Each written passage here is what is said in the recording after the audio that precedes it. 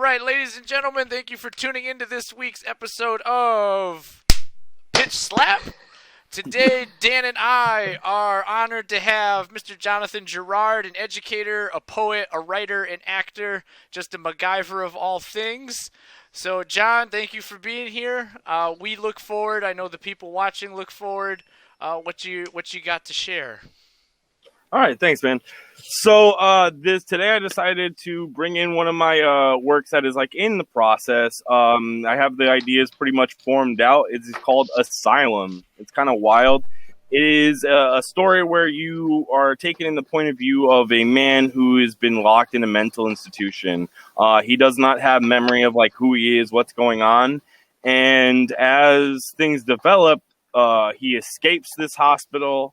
And goes on this mission to like find out who he really is and find out his like past.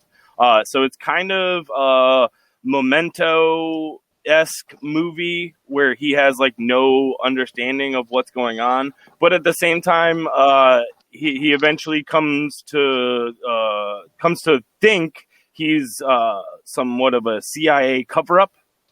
And that he's been like this super soldier thing that has been locked away because of like, you know, the program has been retired or what have you. And he really believes this. So he goes and he tries to like find this girl who he has this direct connection to throughout the story. And he goes through this whole process. He infiltrates like a supremacist, white supremacist gang, ends up killing a few people, and then, finds the girl, but the girl ends up like disappearing on him. She tells him like, oh, I'm your handler, this, that, and the third. Like you were, tells him his whole background, and he's like, all right, cool. And after a while, it's like this police hunt that goes down to try and find him because he's an escaped mental patient, and like there'll be like clips of like news like, oh, this person has escaped from the local insane asylum, etc., like be on the lookout, do not try to apprehend him by yourself, he's very extremely dangerous, X, Y, and Z. But essentially like the whole idea is like it's all in his head, and he's actually a very sick individual. And once he's captured, they have the police come and they talk to him, or they talk to a doctor, and the doctor like explains like his mental breakdown and like why this whole situation occurred. And that's the big switch over. And then at the end, I really wanted to end it on like a really creepy note. And because he escapes through a fire, I have him like pulling out either a lighter or having like just a glow of orange or like a match being struck, right? Something that signifies like he's the one who lit the fire in the first place that caused his escape, which is kind of like wild. But it's this whole mental mind game. You can't trust the narrator kind of situation. Sorry, just taking notes, as I'm sure Stephen has too. It's a lot. That's awesome. Awesome. Undeniable. I got like a bunch. Sorry, keep going. No, you're good. You're good. Go ahead. No, I definitely see Memento in there, but I also see like a little bit of Jason Bourne. Yeah. With a little bit of like the unreliable narration of like Joker, the Joker movie. So really cool, like all around. Yeah. For the lights? Really hold on 1 second, guys. I'm sorry. No problem, buddy. Yeah. No, I agree. Definitely some Jason Bourne. I like the whole like Todd Phillips Joker angle where it's like, is this really happening or is it just his head? Sorry, boys. Janitor's calling. No problem at all, man. No problem at all. Sorry, what were you saying? I apologize. No, I saw a lot of influences, but I don't know. I thought it was really cool. The big thing that got me into this story is like the beginning scene, and essentially it's like him, and he's in this padded room in a straitjacket, and all he can hear is like this woman screams, and all he can see is this like little window that's like tiny, and he has to like physically like get himself up because he can't like just stand up. And then all he can see is this little picturesque part, and he always misses the person that walks by to go to this other room where he's hearing this sound come from. And like at one point he sees like a tattoo on the guy's head and like makes that connection later on in the story. But it's like when he sees that female like freaking out and like getting taken out of this mental institution during the fire because he's still locked in his room, he makes that instant connection, like, she has something to do with my past. Although when he comes to find out, she never existed. She was never a person, and it's like a beautiful mind. That's awesome. That's really cool. Yeah, you can tell, man, like, you put a lot of thought, like, into this, right? And, like, what influences you've had, like, you're like, oh, wait, I like that aspect. I like that aspect. Let's see how I can stitch them together so it flows, you know. So like this, like Frankenstein. Exactly, yeah. But like it, like a well thought out Frankenstein, right? Where it's like you're paying homage to things you care about, but also like, here's how I would do it, you know. Yeah. Like that's really cool. Dan and I were just talking about like the unreliable narrator. And I know you mentioned it talking about Joker, right? Where like Todd Phillips is kind of just like, well, let's show you what he's thinking. Doesn't mean it's actually happening, but like him trying to find this girl, or I like the idea that he's just crazy and joins a white supremacist thing. Like, yeah, all right, I'm gonna join these guys. And like, are they cool with him joining? So essentially like that when it gets to that part, he's already broken out of the asylum and, you know, lit it on fire and is like currently searching for the girl, and he notices the tattoo COG, which is the Children of God, and I kind of like made it as like a white supremacist thing. But he finds out that that's a gang, and he tries to like, he shaves his head and tries to get into the gang because he's a white individual. So he's like, you know, trying to infiltrate and be a part of this gang and pretend he's this racist in order to find the girl, more specifically to find the guy that took the girl. Because if he finds the guy, then he can find the girl. And he eventually finds the guy and murders the fuck out of the guy. Excuse my language. But like, kills him. That's awesome. Yeah. So I was actually, when you said, you know, it was sort of like a mind game, like you're not sure what was true. I was actually going to ask, like, was that part even true? But now you're telling me, like, that part was true. Like, he did it, you know, he did join, or, you know, the white supremacist gang. Yeah. And he did. That's really interesting. You know, he went to that length, to, you know, to pursue that girl, and it, you know, she wasn't even real. So, interesting. Just the idea that he's giving himself missions is pretty cool. It's like, all right, listen, here's what we need to do. Yes, we need to do this, right? Like that. Yeah. But it's messed up that he's not even giving himself his own missions. Like, it's like he thinks it's something else that's giving him his missions, and you're just like, all right, guy. Like, you do your thing. He's acting it out like he's receiving orders, and it's just like him talking to himself or something. Yeah. That's cool. That's a really cool concept. I was just thinking, this reminds me a little bit of Shutter Island as well. Yep. You know, where he thinks like there's this big sort of conspiracy, you know, and, you know, hunting down the answers. But in that one, there's a system that has led him to believe, you know. Yeah, like everybody's things. In on it, kind of. Yeah. But now he's like the only one in on it, and everybody else is like, dude, you need to stop being so crazy. He's like, I'm not crazy. I'm in control. Yeah, exactly. And the ending is kind of cool because it's like, oh, well, this time didn't work out. Guess I'm going to burn this mother down again and do it all over. Right? Like, it's choose your own adventure. Kind of like a Mother aspect. Like the story restarts every time. Yeah. And I think, I'm sorry. No, go ahead.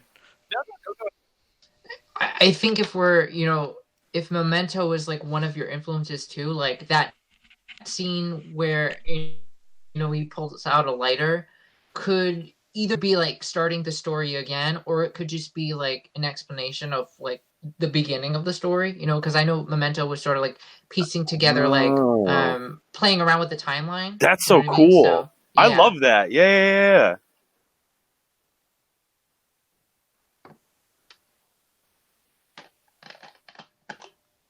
while he's out, John, right? Like you mentioned that this woman who he has as a handler, is she a real person or is she just like some other crazy one? Okay. No, she's like a total figment of his imagination. Like she is not even like nobody heard her voice. Like she wasn't in a male insane ward, which should have been like the kind of the give me. Got you. Like, why would she be there? No, that makes sense. My apologies. So when he does get out... No, you're fine. Because he does get out, is there anyone out there who does recognize him? Is he anywhere where, like, he has a past where he is... So he has a past in terms of, like, having, like, hurt people before because he's, like, lost his mind, but, like, nobody directly... like correlates like him with anything because he's been locked up so long. Like it's ambiguous how long he's been locked up, but you can assume like nobody really knows like him. But like the police get a picture and information from the hospital to find him. Because like when they finally like round up all the people after the fire, they realize he's missing and they need to get him back.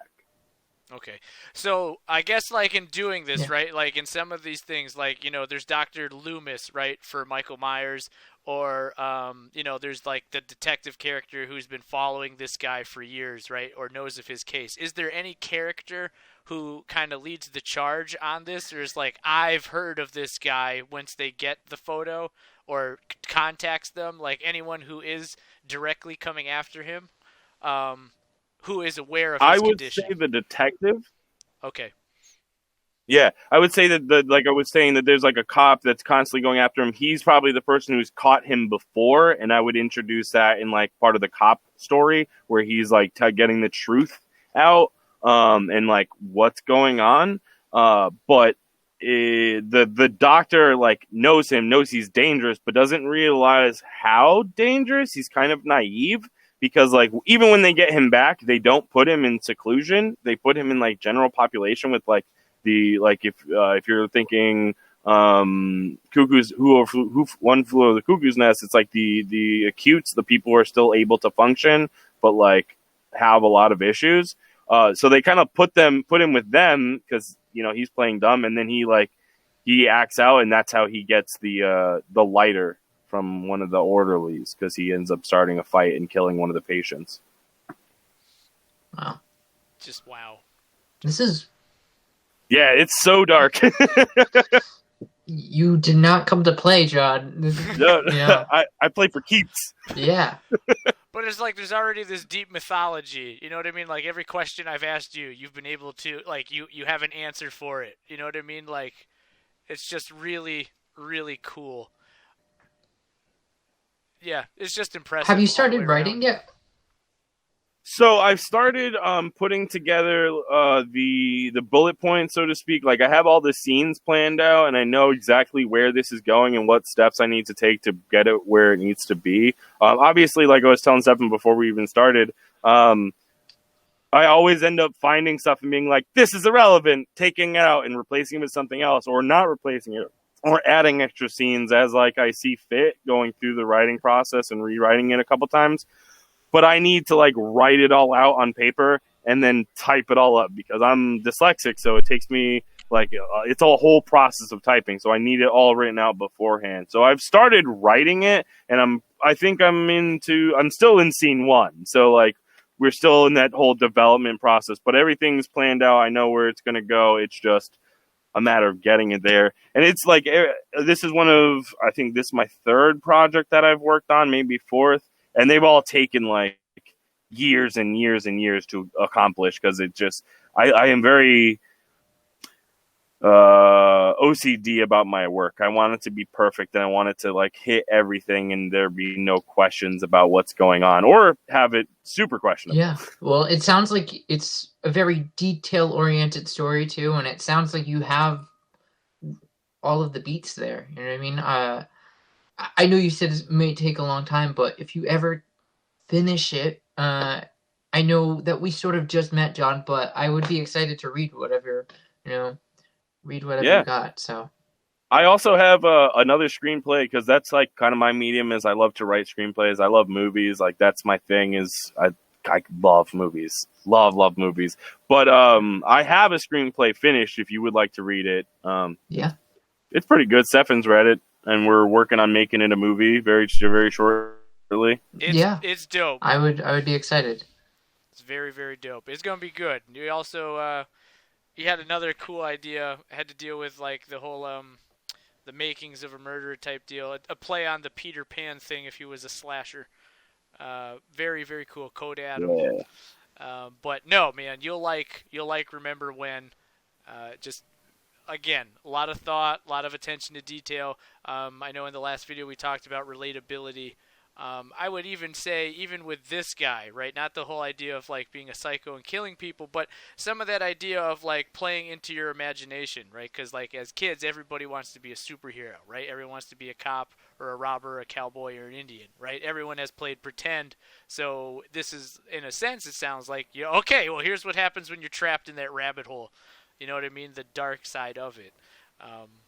So again, it's just, I know you and I have talked about it, but it doesn't change how impressive it is, John. Yeah, I appreciate it, and I just like the concept of like, a crazy person doesn't know that they're crazy, like, and they never will, and that's kind of like how you have to like see it, and like you'll always have that mystery of like I see myself in this way, but others see me as this totally other person, right? It's kind of like how I am outside of school and how I am as a teacher. It's like a totally different animal. That duality of it, that's cool. You're capturing that on paper. So I guess being a big movie fan, John, right? So if Warner Brothers, Paramount, HBO Max, they're like, Mr. Girard, we like your script, we want to option it for a movie or a TV show, money is no object, who would you have play your title character, and who would you want to direct it? So the title character, there would be two people who I'd love to see play them. One, my favorite by far all-time actor, Daniel Day-Lewis, the man, would be amazing. I could see, but I don't see him coming out of retirement anytime soon. So that's kind of out of the way. The other person I could see like really giving it some justice would be Edward Norton. I feel like Edward Norton would crush this role. Definitely.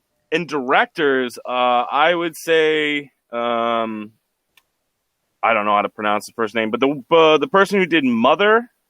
Oh, right, Darren Aronofsky. Oh. Yeah, Aronofsky. Yeah. Or Christopher Nolan, who did Memento. I think like both of them would do this movie justice. It would be really solid. No, both I think so excellent too. picks. And Edward Norton, if he did anything like he did with American History X, I think he would. Yeah, that's kind of like exactly who I see. That kind of character playing it like just out of his mind and just like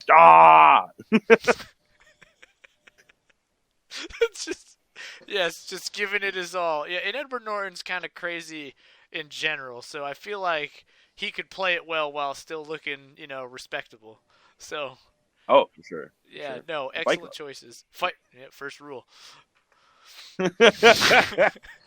But no, man, really, like, this is awesome. As Dan said, you have all the pieces together. I guess, all right, I do have a question. So, while he's in the white supremacist gang, does he have to do any sort of induction to get into it? Like, I know you said he shaves his head, but do they have him do any crazy stuff to be a part of it? So he definitely tries to, like, obviously take on the ensemble and shave his head and kind of, like, he doesn't get any tattoos, but he certainly, like, builds the mentality of, like, being a racist.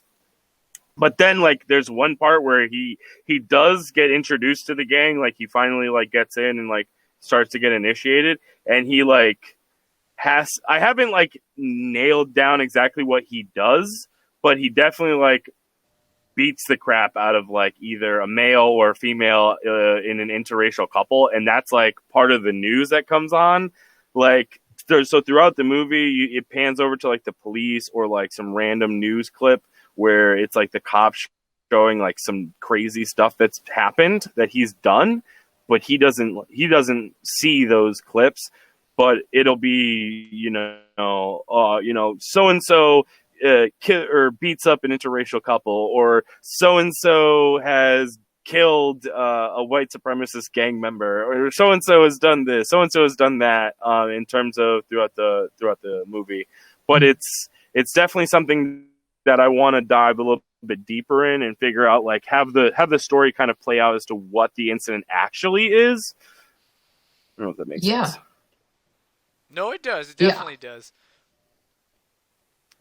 Do you mind if I like chime in a little bit? Yeah, please. So I think it could be, and I take this with a grain of salt because it's your story, but I think it could be interesting to like subvert the expectation. Like if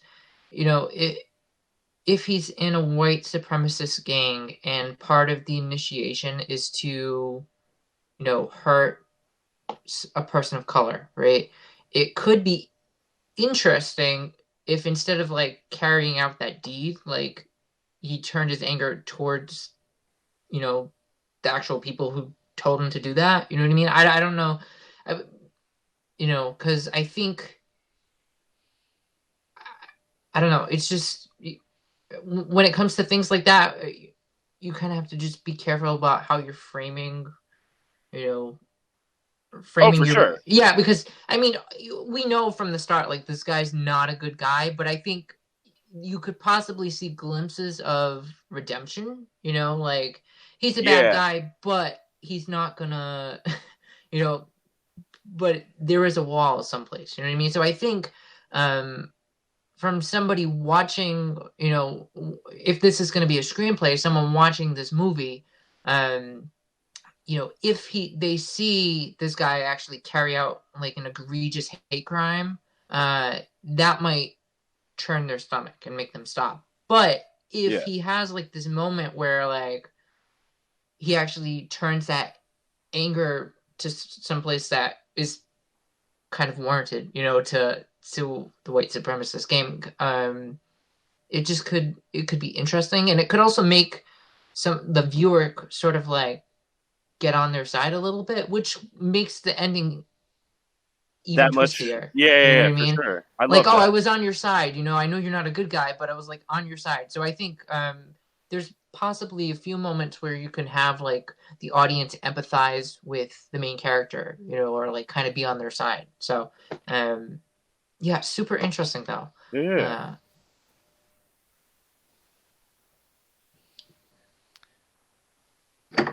Now, when you've talked about when it ends, right? When like he pulls the lighter out, right? So we get the idea that he's the one who started the fire and planned the whole escape in general.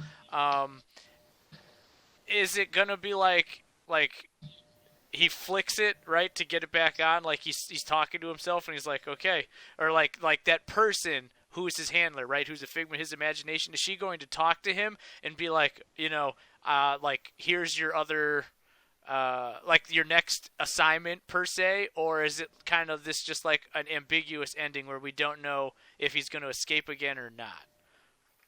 I think the way I envisioned it is like at the end you look through that peephole, and you kind of see him like crouched in the back of his cell, leaning like so his back's to the frame, and you see like you hear a lighter flick, but you see an orange aura around him, which like it doesn't directly show you like he has a lighter, but it's like he's got fire. He's got something over there, and I wanted it to be like kind of like ambiguous, like he's kind of like got a losing his mind laugh at the end, not necessarily like Joker-esque, but something in the sense of like he thinks it's funny, and I like that idea of like him kind of being out of his self during that time, and having him sound and look a little bit crazier than he really is, to kind of drive that home. Like, this guy's a bad guy. Like, don't trust him. Yeah. Yeah. But I do like the idea of like making the audience empathetic with him and like making him almost like a hero-esque character, like you're rooting for him to the whole time, and he struggles with causing that that pain on people, and he doesn't want to hurt people, and he's only doing this to make sure like he finds out the truth and that kind of thing. And then like at the end, like have it, oh no, this person's a really, really bad person, and the fact that he's like trying to pass himself off as a good person, and the fact that he doesn't realize he's a bad person is an issue. 100%. I'm sorry to keep on saying Joker, but like I feel like that's what Todd Phillips does in Joker. Like there are these scenes that like you're like, oh, I feel for Arthur. Like he gets beat up. He has a bad scene with his therapist, and like all of those are from the Joker's perspective, and they help. It's basically him telling his story, and it's like, okay, yeah, empathize with me, and then you like you just find out like it could have been real, it could have not been real, whatever it is. Like he's a bad guy, you know what I mean? So he like just trying to get you to empathize with him is a form of manipulation. You know what I mean? So absolutely, I love it. No, all in all, man, it smells like a winner. I can't wait to see the finished product. Yeah, it's going to be solid. Thank you. Appreciate it. No doubt. Definitely let us know how it goes, and if, please come back and talk about it more so when you feel like you're like, aha, I've cracked the code. Yeah, for sure. For sure. I'd love to. That would be great. Please do. Dan, do you have any other questions? Or John, do you have any questions at all? Or... if like what, I don't know what I'm trying to essentially get that balance between showing him and his story and showing the cops and the cop story. And I love the idea of like we were talking about having him be this good character and having like you almost like feel for him throughout the whole movie. And at the end, you're like, oh wait, no, he's awful. Like, why did I do that? But I don't want to overdo the cops or underdo them, so to speak. Like, I want to find a happy medium of like, okay, every couple scenes you'll see a little clip of like the cops at a diner watching the news, or the cops sitting in their car listening to the scanner or whatever, and seeing like a little glimpse of reality. Yeah. What if you framed it like you're saying with the news, right? Like the news is telling you what's really happening. Like you could have it start with like a broadcast of it, right? Of like, oh, hey, this is what's happened. There's a fire, so-and-so escaped, blah, blah, blah. And then that would cut to like so that would be the start. Then would go to the police station and them talking about like, oh, the chief has to give like a statement. Right, so again, the news is there, and then it shows like the detective who's been chasing him, right, who has caught him before, and the news again is trying to get him an interview, and you could break this kind of stuff up, and interweave it with what he's doing, but that way you're, talking about like what reality is what's happening on the news, which I think is also funny because in past conversations, the news doesn't always perpetrate what is true, but in this sense, it could be what reality is looking like. Yeah, that's smart. I don't know, something. I was trying to. Go ahead. Sorry. No, I was trying to think of like a movie that does something similar, and I can't really think of like a direct equivalent. But the first thing that popped to mind was Gone Girl, where it's like you have a total perspective shift halfway through the movie, where you go from the Dunn character to his wife. Literally halfway through the movie, and of course, the wife character is detached from reality, but you get literally like a different view of reality from her, her point of view. So that's possibly a route that you could go. Like you could have him for a big chunk of the movie, like have it his point of view, and you're really empathizing with him. And then you could have a slice somewhere in the middle where you're getting literally the cop's point of view. You know what I mean? And yeah, like you switch perspectives completely. Yeah, and I think what's effective about like those perspective shifts is like you literally get a different perspective, you know, and you're given information that the other character would not have given you. So I mean it's one way to do it, but I think if you do something like a Gone Girl, it lessens the twist at the end that you have planned. So that's a tough line to toe. Yeah. Or maybe the twist in the middle, like having I don't know. Like you're right. Having that complete switch over would kind of like diminish the ending, which I want to definitely like hold off. Yeah, hold off and like have one of those, you know, M. Night twists at the end where they're like, "Oh my God, really?" Well, have you seen the Boondock Saints, right?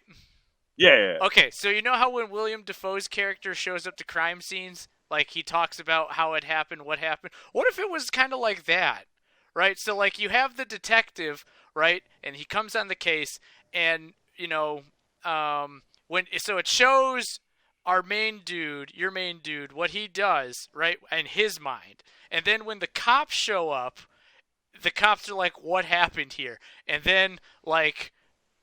Then it shows what actually happened, right? Not like the fantasy-esque thing that the escapee did or he thinks is going on. Like maybe he thinks I'm in a warehouse and I'm taking out two bad guys, and in reality he's in a park, like, and he murdered a dog and somebody, and that's the thing that plays out when the cops show up.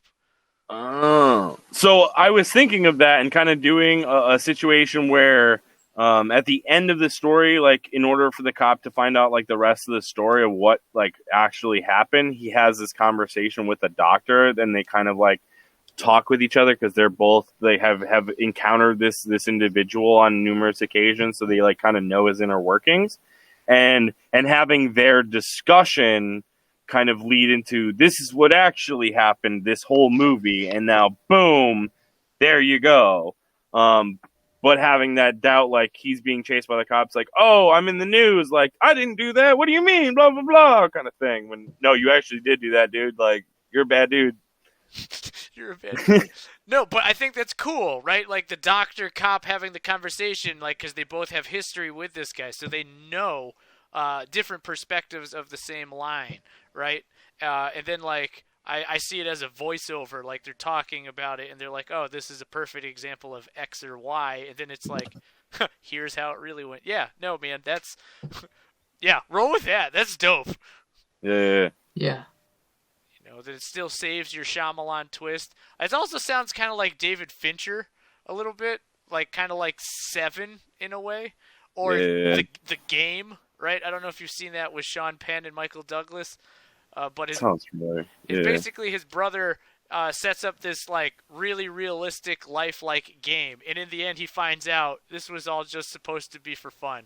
I think you know, you draw from inspiration from flicks. That might be worth taking a peek at. Natural Born Killers might be worth taking. Oh, it's such a great movie. Yeah, with Woody Harrelson. Yeah, I definitely get a lot of that. Woody Harrelson would be dope as this guy. Oh, that would be fantastic. That would be fantastic. But no, man, it's really, really, really cool. Thank you. I appreciate it. You're welcome. Look forward to seeing how it comes together. Yeah, and good luck. Thank you. All right, well, you heard it first. Asylum by Jonathan Girard. Make sure you keep your eyes peeled, and one day it'll be in a cinema near you. Stay tuned. This has been another episode of Pitch Slap. Pitch Slap.